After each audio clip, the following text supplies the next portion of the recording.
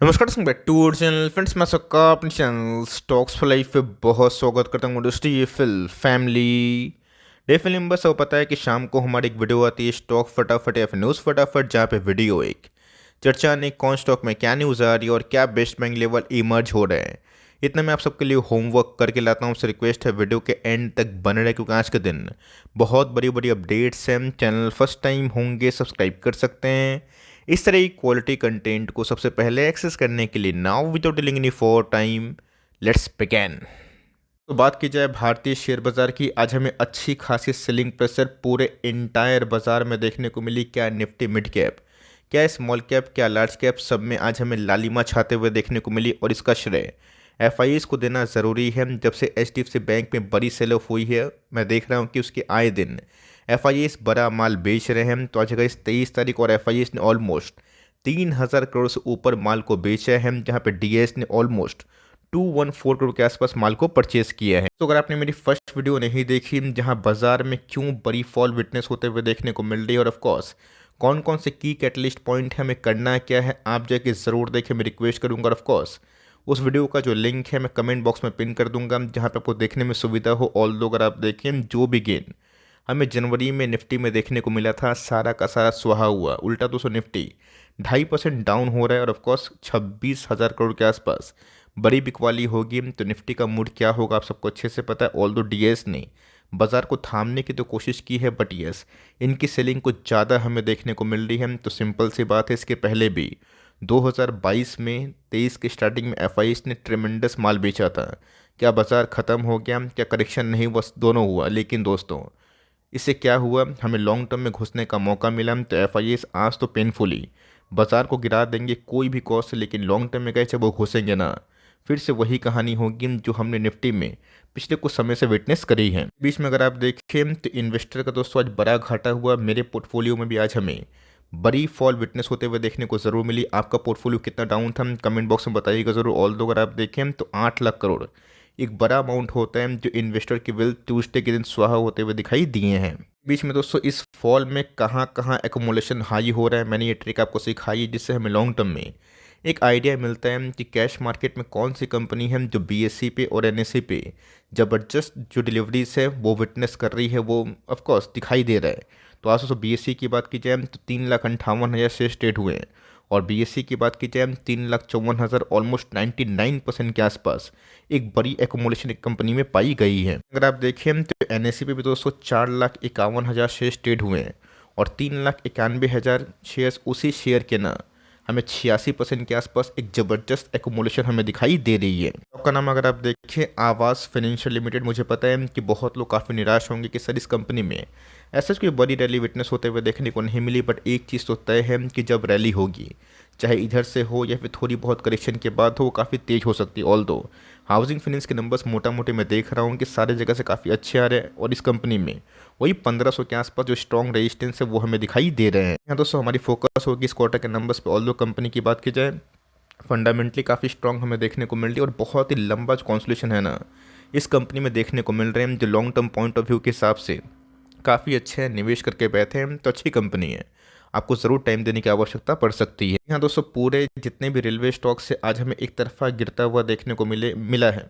और क्यों नहीं होगा, जब कोई कंपनी बहुत भागती है तो गिरावट होगी। बट आईआरसीटीसी में दोस्तों मेरे हिसाब से पैनिक करने की आवश्यकता नहीं है, बिकॉज इसमें ईपीएस ब्रेकआउट हुआ है। अर्निंग पर शेयर की बात की जाए अपने फंडामेंटल पॉइंट ऑफ व्यू की बढ़ोतरी के बाद इस कंपनी में तेजी आई। ऑल दो आज हमें 8% के आसपास बड़ी फॉल विटनेस होते हुए दिखाई दी है। उनको लग रहा था कि मौका निकल गया, और चाहे तो बाई ऑन डिप्स धीरे धीरे कर सकते हैं, या फिर आप चाहे तो क्वार्टरली जो नंबर्स है ना उसका भी वेट कर सकते हैं। बहुत लोग बोलेंगे कि सर बाजार में काफ़ी अफवाह है कि रेलवे बहुत बबल जोन में गया है। मैं ये भी देख रहा हूँ, ये बात तो सच है कि रेलवे के स्टॉक्स में काफ़ी तेज़ी हुई है। लेकिन दोस्तों की जो कंपनी है ना, ये 2 साल की कॉन्स्टिट्यूशन बॉक्स के बाहर निकलने के बाद तेज हुई है। और इसके पीछे जितने भी अर्निंग्स हैं उसका सबसे बड़ा रोल है। और रही बात दोस्तों एफआईएस और डीएस ने भी इस क्वार्टर में काफ़ी एकोमोडेशन किया है, तो बिल्कुल ही पैनिक करने की आवश्यकता नहीं। उल्टा कैसी सब कंपनी आपको long term point of view में डिस्काउंट मिलती है, तो एग्रेसिव नहीं, धीरे धीरे आप चाहे तो बाय ऑन डिप्स कर सकते हैं, या फिर आप चाहें तो Q3 के नंबर्स को देखने के बाद जज करने के बाद अपना कॉल खुद से ले सकते हैं। ईएसएल की बात की जाए वही दोस्तों घिसी पिटी जो कमेंट्री है मैं दूंगा कि जब तक भारतीय शेयर बाजार है इन सब का बिजनेस हमेशा चलेगा, बट फ़र्क इतना है कि सेंटिमेंट पे काबू रखना और सही टाइम पे डिसीजन लेना ये आपके ऊपर निर्भर होता है। तो आज हमें CDSL में वही 60 पॉइंट के आसपास गिरावट देखने को मिल रही है, जो टॉप से 250 पॉइंट और आज हमें 3.5% के आसपास फॉल देखने को मिल रहा है। दिक्कत वाली बात नहीं है, बॉटम से कोई कंपनी अगर 100% भागती है तो वहाँ पे एक टेक्निकल करेक्शन कभी भी आ सकती। ऑल दो Q3 के नंबर्स अभी भी स्टिल अवेटेड है, बट यस कंपनी अच्छी है। इस कंपनी को आप चाहें तो जो कि पुराना पिक था उसी लेवल पे आ चुका है, आप थोड़ा बहुत SIP इस लेवल पे कर सकते हैं। इसको तोड़ता है तो थोड़ी बहुत गिरावट और हो सकती है। देखते हैं कि कल रिकवर होगा या फिर नहीं होगा, लेकिन यस इस क्वार्टर के नंबर्स अच्छे आने की उम्मीद मुझे लगते हैं। बजाज फाइनेंस की बात की जाए तो जी हाँ दोस्तों, अभी भी इनके Q3 के नंबर्स हमारे सामने नहीं आए, लेकिन नंबर्स के पहले इस कंपनी में भी अच्छी खासी फॉल विटनेस होते हुए देखने को मिल रही है। रही बात इनके वैल्यूएशन की, जो मुझे मीडियन पी से काफ़ी अच्छा लग रहा है, बहुत ही सस्ते भाव पे मिल रहा है। भले ही आज स्टॉक प्राइस में उतनी तेज़ी नहीं है, गिरावट हमें देखने को मिल रही है, तो बहुत लोगों को कंपनी अनअट्रैक्टिव लगेगी, पर जिनको वैल्यूएशन एनालिसिस करना आता है उनको अच्छे से पता है कि कैसे सही टाइम में मीडियन पी से हम लोग बहुत ही लॉन्ग टर्म में अच्छे पैसे कमा सकते हैं। या तो 5 ईयर्स या फिर 10 ईयर्स का प्रोफाइल में इनके मीडियन पी को जज करने के बाद अपना कॉल ले सकते हैं, फिर Q3 के नंबर्स के बाद जज कर सकते हैं। इस कंपनी में गैस मुझे लगता है कि अर्निंग पॉइंट ऑफ व्यू से लॉन्ग टर्म में जिस दिन भी ब्रेकआउट हुआ, आज हो या फिर कल हो या फिर 1 साल के बाद हो, 6 महीना के बाद हो, वो गैस सस्टेनेबल होगी। रही बात बजाज फाइनेंस की, एक लॉन्ग टर्म लीडर कंपनी है और कोविड के पहले जो भाव था उससे गैस 2000 पॉइंट ही चढ़ा है। मतलब अभी भी दोस्तों इसमें बहुत ही बड़ा जो ऊर्जा है वो बाकी है, लेकिन यस वो इन्वेस्टमेंट करने से होगा, ट्रेडिंग से नहीं होगा। टाइम दीजिएगा तो ही पैसे बनेंगे, वरना वही कहानी होगी घिस पिट के 2 साल होल्ड करेंगे और जब सही टाइम आएगा आप पहले ही बेच देंगे। कंपनी अच्छी है, आप इसको ज़रूर होल्ड एंड कंटिन्यू करिए। बात पिडिलाइट की, आज हमें 5% के आसपास मेगा फॉल देखने को मिली। और दोस्तों भले ही कंपनी के जो टॉप लाइन है जिनको हम लोग सेल्स बोलते हैं उतने आकर्षित नहीं थे, लेकिन दोस्तों कंपनी के पैट की बात की जाए हाईएस्ट एवर हमें देखने को मिल रहे हैं। और यस अगर आप देखें तो कंपनी में 5% के आसपास फॉल देखने को मिल रही है। कंपनी की बात की जाए, मैंने गैस हमेशा एक बात आपको सिखाई है और बताई है, जब कोई कंपनी बहुत इस्टेब्लिश हो जाती है और कंपनी लीडर बन जाती है, उनके सेल्स में थोड़ी बहुत जो तेज़ी है वो कम होती है और कंपनी मार्जिन से ज़्यादा कमाती है। इस क्वार्टर के मार्जिन्स पूरे रिस्टोर हो चुके हैं 24%, जो बहुत ही हाईएस्ट एवर है। रही बात कंपनी के पैट की, वो बहुत ही अच्छे से ग्रो हुए हैं। रही बात कंपनी के वैल्यूएशन काफ़ी महंगे हैं, बट कंपनी काफ़ी दमदार है। इस लेवल पे अगर आप long term point of view से निवेश करते हैं और SIP करते हैं, मुझे लगता है कि वो फ़ायदा ज़रूर होगा। कंपनी आपके पास है, लीडर कंपनी है और इनके नंबर्स का इस प्रॉफिटेबिलिटी पॉइंट ऑफ व्यू से काफ़ी मजबूत हैं। मोबाइल की बात की जाए, मुझे गैस इनके भी नंबर्स काफ़ी मजबूत देखने को मिल रहे हैं। ऑल दो नंबर्स के बाद अगर आप देखें तो कंपनी में 2.5% के आसपास एक फॉल देखने को मिली है। इस हिसाब से गैस रूट मोबाइल ने जो नंबर्स पेश किए हैं और ऑफकोर्स 3 रेट का जो प्रॉफिट है उसको विटनेस किया, ये बहुत ही अच्छी जो प्रॉफिट ग्रोथ है वो मुझे दिखाई पड़ी। ऑल दो सेल्स ग्रोथ बहुत ही बड़ा नहीं है Q1Q पॉइंट ऑफ व्यू से, लेकिन कंपनी की प्रॉफिटेबिलिटी बहुत ही अच्छे से बढ़ रहे हैं, जो कंप्रेस हो गए थे। रही बात गैस कंपनी एक लॉन्ग टर्म साइडवेज पैटर्न में हमें देखने को मिल रही है, तो ये गैस मैं आपके ऊपर छोड़ रहा हूँ, आपको जो सही लगे वो कर सकते हैं, लेकिन अगर आपको टाइम देने में कोई हर्जा नहीं है तो कंपनी पैड बहुत ही अच्छा निकाल रही है। कैप की बात की जाए तो पॉलीकैप में फिर से हमें 4% के आसपास मेगा फॉल देखने को मिली। ऑल दो आपको अच्छे से पता है कि पॉलीकैप में पिछले कुछ समय से क्या हमें चीज़ देखने को मिली है। ऑल दो पॉलीकैप एक अच्छी कंपनी और उनके नंबर से मुझे Q3 के काफ़ी मजबूत देखने को मिले, लेकिन ये हमेशा का इस स्टॉक भागता नहीं है, बीच बीच में किसी न किसी वजह से करेक्शन हमें देखने को मिलती है। पुराना लो के पास अगर कंपनी जाती है और 4000 का लेवल वॉल्यूम के संग ब्रेक डाउन करती है, तो मेरा ऐसा मानना है कि पुराना लो एक सपोर्ट के रूप में काम करता है। जो भी लो होगा, आप चाहे तो 52 वीक लो या फिर जो रिसेंटली 1 महीना पहले का लो है ना, आप उसको देख के जज कर सकते हैं। कंपनी 3850 या फिर उससे नीचे मिलती है तो बहुत ही अच्छा सौदा हो सकता है। उसके नीचे गिरेगी तो कंपनी में और भी फॉल होने की संभावना है, बिकॉज कंपनी एक तरफा भागी थी। और यस कभी कभी कोई कंपनी जब बहुत गिरती है तो मार्केट के प्रेशर में कंपनी में और गिरावट होती है। कंपनी ख़राब नहीं है, प्रॉफिट बुक करके बैठे हैं तो थोड़ा सा वेट एंड वॉच करें और देखें कि टेक्निकल चार्ट पैटर्न में सेटअप क्या हो रहा है। बिकॉज 200 का मूविंग एवरेज जब तक ये कंपनी वॉल्यूम के संग ब्रेकआउट नहीं करेगी तब तक ऐसा थोड़ा बहुत जो सेलिंग प्रेशर है वो हमें ऊपर लेवल से दिखाई ज़रूर देगा। IRFC की बात की जाए तो जी हाँ दोस्तों, IRFC आज हमें इंट्राडे में माई गुडनेस 192 25 का शेयर दोस्तों कब 192 हुआ, समझ में क्या आपको आया नहीं। इसीलिए गैस इन्वेस्टमेंट को ना मैं बहुत प्राथमिकता देता हूँ। 2 साल 2.5 साल आपको लगेगा कहाँ फंस गए, और जब कंपनी भागती है तो 10-10 साल के पैसे एक एक साले बनते हैं, जो गैस हमें IRFC में दिखाई दे रहा है। बात को मैं ज़रूर बोलूँगा कि इनके वैल्यूएशन बहुत ही हाई हो गए हैं। अगर आप इनके वैल्यूएशन पॉइंट ऑफ व्यू से जज करें कंपनी के पी 34 के आसपास है। ये बात तो अलग है कि कंपनी पे कोई नेट एनपीए नहीं है या फिर कंपनी के ऊपर कोई बड़ा दबाव नहीं होता, रेलवे को फाइनेंस करती जाएगी कहाँ। लेकिन yes, valuation point of view से कैसे, अगर आप मुझसे पूछें तो मेरे हिसाब से आपको इधर पे टाइम में अभी के टाइम अवॉइड करना चाहिए। बहुत रनअप हो चुका है, आप बहुत ही बड़े प्रॉफिट में हैं, तो 30% 50% अपने पॉइंट ऑफ व्यू से पार्शियल प्रॉफिट बुक करने का विचार कर सकते हैं। आप बहुत ही बड़े लॉन्ग टर्म इन्वेस्टर है, 20-25 साल, तो आप अपना पॉइंट ऑफ व्यू रखिए। लेकिन यस, कंपनी अच्छी है, ख़राब नहीं है, बट इस पॉइंट ऑफ व्यू में कैसे निवेश करना सही नहीं है।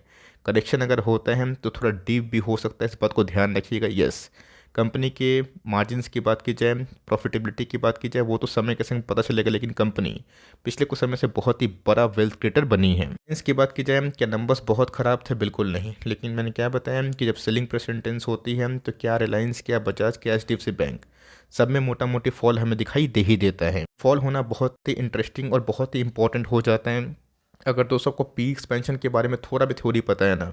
आपको एक बात हमेशा पता होना चाहिए कि देश की टॉप 5 कंपनी जितना दोस्तों रेवेन्यू और जितना प्रॉफिट जनरेट करती है ना, वो बहुत ही कम ऐसी कंपनी है। इवन जो लास्ट की 500 कंपनी उतना भी नहीं कर पाते। मतलब बोलने का क्या है, जब ये सब कंपनी के प्राइस टू अर्निंग की बात की जाए वो कम होते हैं, प्रॉफिटेबिलिटी बढ़ती है, तब दोस्तों एक कंफर्ट जोन पैदा होता है। और इसीलिए का इस निफ्टी के पी को ना हम लोग काफ़ी हद तक क्लोजली मॉनिटर करते हैं। तो इस कंपनी को लॉन्ग टर्म के लिए ज़रूर होल्ड करें, बिकॉज जो मोटा भाई है मुकेश अंबानी साहब, वो काफ़ी विजनरी है। जो रिलायंस को आने वाले कल में जिस हिसाब से एनर्जी है, उसको जो रिन्यूएबल फ्रंट में उस पर भी कन्वर्ट करने वाली और कर भी रही है, जो बहुत ही अच्छा संकेत है। रही बात इनके जियो के नंबर्स की, वो भी गाइस मुझे इनलाइन दिखाई पड़े, और रिलायंस रिटेल के नंबर्स मुझे काफ़ी इंटरेस्टिंग दिखाई देते हैं। मार्ट की बात की जाए, क्या नंबर्स बहुत ख़राब थे? बिल्कुल भी नहीं। लेकिन फॉल क्यों हो रहा है, इसके पीछे कोई सही रीज़न नहीं है। मैंने एक चीज़ ये भी विटनेस की, जैसे बहुत सारी कंपनीज हैं जिनके नंबर्स बहुत ही अच्छे आए, लेकिन चूंकि बहुत रैली कर गए थे, तो वहाँ पर उल्टा प्रॉफिट बुकिंग देखने को मिल रही है। तो कंपनी ख़राब नहीं है, और कंपनी के नंबर्स इस क्वार्टर में काफ़ी अच्छे दिखाई दिए थे। ये बहुत और करेक्शन होगी तो वहाँ पे क्या सब चाहें तो बायो इंडेक्स का फॉर्मूला लगा सकते हैं। ऑल दो ये सब कंपनी जनरली मैं देखता हूँ कि रेट कट के इन्वायरमेंट में बहुत ही अच्छा बूम करती है। और आपने देखा भी था कि कोविड के बाद जब रेट कट हुआ था तो बी टू बिजनेस में क्या आग लग गई थी। तो ऑफकोर्स रेट कट का वेट करे, और जिस दिन गैस रेट कट हुआ ना, बी टू बिजनेस की बात की जाए, रही बात आईटी कंपनी की या फिर बहुत सारी कंपनी जो अभी के टाइम नहीं चल रही हैं, जस्ट बिकॉज लोग उम्मीद कर रहे हैं कि रेट कट आए, और ऑफकोर्स उसका इम्पैक्ट हमें उनके लाइक जो अर्निंग्स पॉइंट ऑफ व्यू में दिखाई पड़े, बिजनेस में रिफ्लेक्ट हो, तब तो थोड़ा सा मुश्किल होगा। बट कंपनी ख़राब नहीं है, लॉस में बेचने की राय मैं बिल्कुल भी नहीं दूंगा। टेक की बात की जाए, देखते ही देखते गए इस कंपनी 5850 के आसपास पहुंच चुकी है। आज हमें 3% के आसपास फॉल देखने को मिली है। फॉल होगी, होने दीजिए, कोई दिक्कत वाली बात नहीं है। सही टाइम पे एवरेजिंग की है तो अच्छी बात है। रैली मिस हो गई है, कोई जल्दीबाजी मत करे, देखें कि नंबर्स कैसे हैं। जी सेटल होगा, बाजार में फिर से ट्रेडिंग वॉल्यूम में वापसी होगी, एफआईएस फिर से नेट बायर बनेंगे, तो अच्छी बात है। ग्लोबल संकेत गैस अभी भी काफ़ी मजबूत है, जो मुझे काफ़ी नेगेटिव नहीं लाइक विटनेस होते हैं। लेकिन यस, पिछले कुछ समय से जो लार्ज कैप में घटनाक्रम रहा है, उसमें गए सेलिंग प्रेशर काफ़ी हद तक इंटेंस हुआ है। इसी बैंक की बात की जाए, बहुत लोग मुझसे एक ही बात पूछेंगे, क्या सर एवरेजिंग करें या फिर इसको बेच दें? क्या एचडीएफसी बैंक की बात की जाए, इसकी कहानी ख़त्म हो गई है? जो 10 साल पहले 15 साल पहले जो लीडर कंपनी थी, क्या आईसीआईसी बैंक वो बन चुका है? दोनों का ऐसा अच्छी कंपनी है, चाहे एचडीएफसी बैंक की बात की जाए फिर आईसीआईसी बैंक की बात की जाए। ऑल दो आईसीआईसी बैंक ने रिटर्न्स के मामले में काफ़ी अच्छा प्रॉफिट दिया है, लेकिन यस, जो कुछ डिपॉजिट रेशियोज़ काफ़ी कम हुए हैं, वो काफ़ी कंसर्न वाले हैं। अब डिपॉजिट रेशियो कम क्यों हो रहे हैं, इसके पीछे कारण दोस्तों मैं आज रामदेव अग्रवाल सर का इंटरव्यू देख रहा था, जहाँ पर उन्होंने बताया कि इक्विटी मार्केट जिस हिसाब से स्केल अप किया है ना, बहुत ही बैंक को मुश्किल हो रही है कि डिपॉजिट ग्रोथ को मेंटेन करना, उस चीज़ को कंटिन्यू करना। बिकॉज साफ है, लोग स्टॉक मार्केट पर भी के टाइम काफ़ी रुचि दिखा रहे हैं, जो एक बहुत बड़ा concern not only for HDFC bank बल्कि पूरे इंटायर बैंकिंग के लिए बना हुआ है। बात लोन ग्रोथ की, तो मुझे कैसे उसमें कोई खराबी दिखाई नहीं पड़ रही है। ये तो अच्छी बात है कि टॉप क्लास कंपनी कोविड के टॉप के पहले, मतलब कोविड आने के पहले जिस भाव पे थी उसी भाव पे मिल रही है इन स्पाइट ऑफ मर्जर। तो कंपनी का इस मुझे काफ़ी अच्छी दिखाई पड़ती है। और इन सब सपोर्ट में अगर आप बायो डिप्स करते हैं ना, हमें एमओएस मिलता है। ऑल दो इस बात को ध्यान रखिए कम कि कंपनी का साइज़ 10 लाख करोड़ का है। अब रातों रात पैसे नहीं बनेंगे, जितने पैसे छोटी मोटी कंपनी में अचानक से बनते हैं। लेकिन यस, आपके पैसे डूबने की संभावना भी काफ़ी हद तक कम है। अगर आप एक एफडी प्लेयर हैं जो 3 साल एफडी करने के लिए रेडी है एचडीएफसी बैंक में, तो आप चाहें तो उस पैसा को एचडीएफसी बैंक के शेयर में अपने रिस्क एपेटाइट के हिसाब से एलोकेशन के हिसाब से डाल सकते हैं। आप ऑलरेडी ओवर एलोकेटेड हैं तो बिल्कुल पैनिक ना करें, बिकॉज हर एक चीज़ का एक टाइम आता है। कंपनी ख़राब नहीं है, प्रॉफिटेबिलिटी भी काफ़ी ह्यूज थी, लेकिन चूँकि कुछ डिपॉजिट रेशियोज़ काफ़ी कम आए हैं, जिसकी वजह से बहुत लोग सेल रेटिंग को दिए हैं।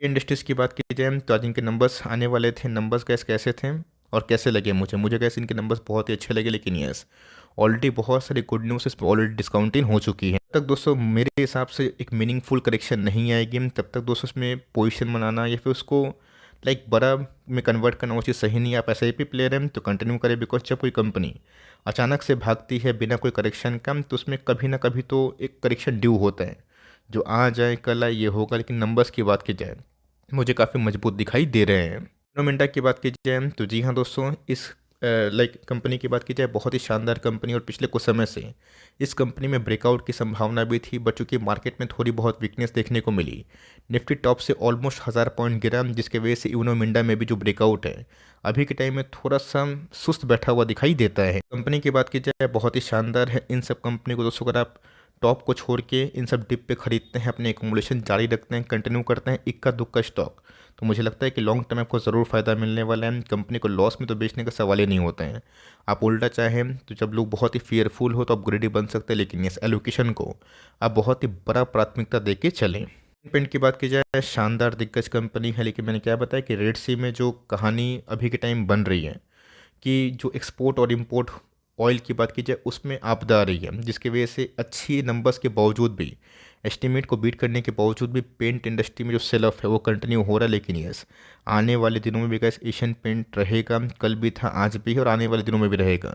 इन सब कंपनी को जितना ही पैनिक में उठाएंगे उतना ही आपका लॉन्ग टर्म में अल्फा जनरेट होगा। फ़र्क इतना है कि जब ये सब कंपनी बहुत ही ग्रीन में होती है, 3500 4000 का हो जाएगी, तब लोगों को चेस करने में मज़ा आएगा। तो जो अच्छे इन्वेस्टर होते हैं, रिनाउंड इन्वेस्टर होते हैं, और जो क्वालिटी इन्वेस्टर होते हैं जिनको बहुत सारा साइकिल के बारे में पता है, वो बैड न्यूज़ में, ख़राब टाइम में और ऑफकोर्स मार्केट के वीकनेस का फ़ायदा उठाते हैं। तो ये सब दोस्तों ब्लू चिप कंपनी है, चाहे बजाज हो गए, एशियन पेंट हो गए, पिडलाइट हो गए, इन सब कंपनी से आप ये उम्मीद मत करिएगा कि हर साल 2 साल में पैसे डबल होंगे, कि KPI टेक की तरह फिर KPI ग्रीन की तरह 2 गुना 5 गुना पैसा बना देगा 3-5 साल में, नहीं। लेकिन इन सब कंपनी में अगर आप डिप में खरीदते हैं तब कि अल्फ़ा ना स्टॉक मार्केट से भी अच्छे बनते हैं। कंपनी लीडर में से एक है, आप इसमें आराम से बिना डरे हुए SIP कर सकते हैं। तो ये छोटी सी अपडेट थी गाइस। वीडियो अच्छी लगी तो प्लीज़ लाइक करिएगा, और चैनल फर्स्ट टाइम होंगे सब्सक्राइब करके बेल आइकन को प्रेस करना भी ना भूलिएगा। तो गाइस मिलते हैं जल्दी ही, तब तक के लिए bye. Thanks for listening friends, God bless you all.